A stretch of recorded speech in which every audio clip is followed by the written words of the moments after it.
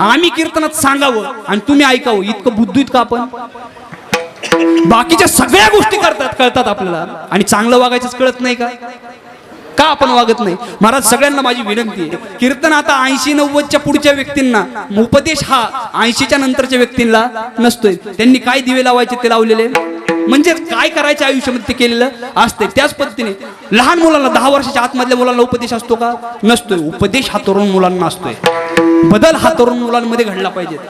नाही तर काय काय महाराज आपण पाहतोय, आता सांगितलं व्यसन करू नका, ऐकतात मंडपाच्या बाहेर गेले की तंबाखू हातात आणि गप्पा सुरू. लय लांबून लांबून महाराज येतात बो. संतोष भाऊनी, आमच्या रमाकांत भाऊनी चांगले निवडून आणले होते आणि आज काल्याच्या दिवशी तर चांगला निवडून आणला होता, चांगलं झपक्युलर आपल्याला. त्यांच्या गप्पा चालू. आत्ताच महाराजांनी सांगितलं ना तंबाखू खाऊ नको. सांगतच असते ते, बोलतच असते ते, तर त्यांचा धंदा आहे. नका करू नाश आयुष्याचा. आता तरी पुढे हाची उपदेश, नका करू नाश आयुष्य. इथून पुढचं तरी आयुष्य कमीत कमी सत्कारने लागावं आणि नाही दुसरे काय करता आलं नाही काय अडचण नाही. परंतु जे घरामध्ये दैवत आहे आपलं आई वडील, त्या आई वडिलांची सेवा घडली पाहिजे ही तरुण मुलांना विनंती. कारण आज महाराष्ट्र ही साधू संतांची भूमी आहे, परंतु या महाराष्ट्रामध्ये आपल्याला कितीतरी वृद्धाश्रम वाढलेले पाहायला भेटतात. वृद्धाश्रमांची संख्या वाढते. शोकांतिका ही महाराष्ट्राची. त्यामुळे माझी विनंती, माये बापे केवळ काशी, तेने न जावे तीर्थाशी. आई वडीलच आपले खरे दैवत आहेत. या आई वडिलांची सेवा घडली पाहिजेत. म्हणून महाराज म्हणतात, सबसे बडी है माँ, सबसे बड़ी है माँ, माँ से बढ़कर कोई नहीं है, माँ देती है दुआ, सबसे बड़ी है माँ, सबसे बड़ी है माँ. किती आई वडील आपल्या मुलांसाठी कष्ट करतात, हाडाची काढे करतात, रक्ताचं पाणी करतात, दूध नव्हे तर अमृत मुलांना पाजतात. आणि कुठेतरी आपल्याला पाहायला भेटतं या शेवटच्या ज्या वेळेस खऱ्या आधाराची गरज मुलांची असते ना, त्यावेळेस आधाराची काठी सोडून देतात मुलं, पाहायला भेटतं आपल्याला.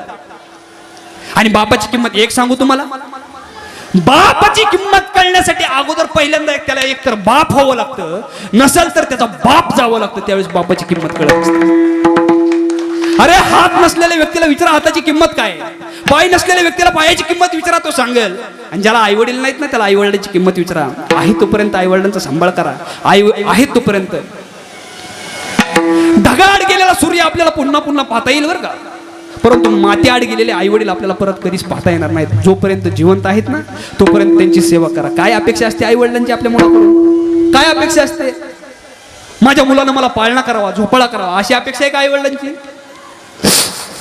येता जाता फक्त आईला विचारा, आई तब्येत बरी का, बाबा तुम्ही गोळ्या खाल्ल्यात आहेत का? आज कित्येक मंडपामध्ये सुद्धा आज अशी व्यक्ती असतील, बाप ज्यावेळेस घरात येतो त्यावेळेस मुलगा बाहेर जातोय, मुलगा ज्यावेळेस घरात येतो त्यावेळेस बाप बाहेर जातोय. अशी मुलं कितीतरी असतील इथे.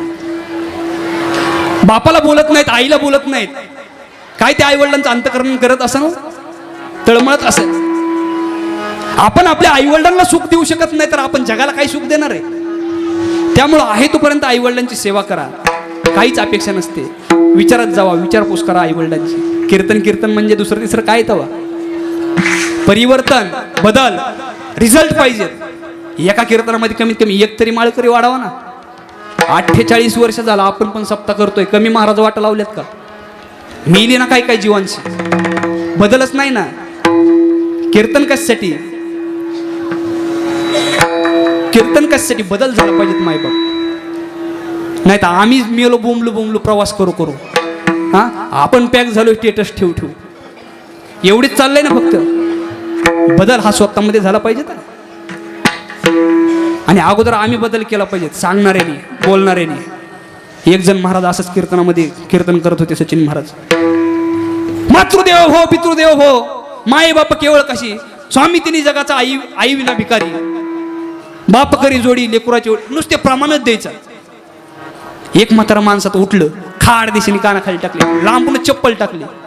तरुण पोरं होती. तरुण पोरं म्हणले, धरा रे ह्या म्हाताऱ्याला. का महाराजाला झपकवलं बाबा? ते बाबा म्हणला, मी ह्या महाराजाचा बाप आहे म्हणला. किंवा माणसामध्ये तुम्हाला सांगतोय आई वडील सांभाळले पाहिजेत. आणि हो घरी मलाच तुकडा खाया देत नाही.